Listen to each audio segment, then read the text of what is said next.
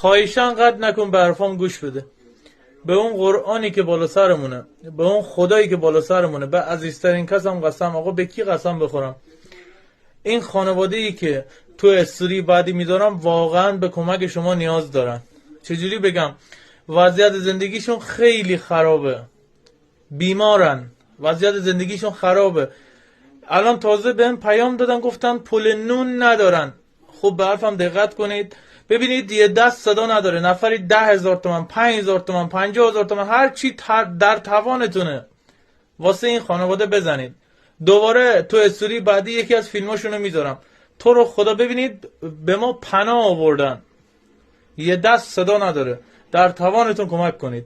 بهتون التماس میکنم، پای همتون رو میبوسم، دست این خانواده رو بگیرین. تو استوری بعدی یکی از پستاشونو میذارم، هر چی کرمتونه بزنید. دوستتون دارم، شب همگی بخیر. سلام داشت، خسته نباشید. این اتاقی که گفتم بنده خدا بهمون داده که میشینیم اینجا، نه آب داره نه گاز داره، هیچی نداره.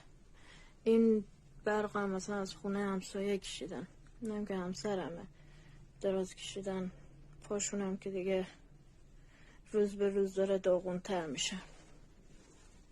دار و ندارمون و زندگیمون همینه. این اتاقی که بنده خدا داده و ما میشینیم، بازم خدا خیرشون بده، یک سرپناهی به ما دادن.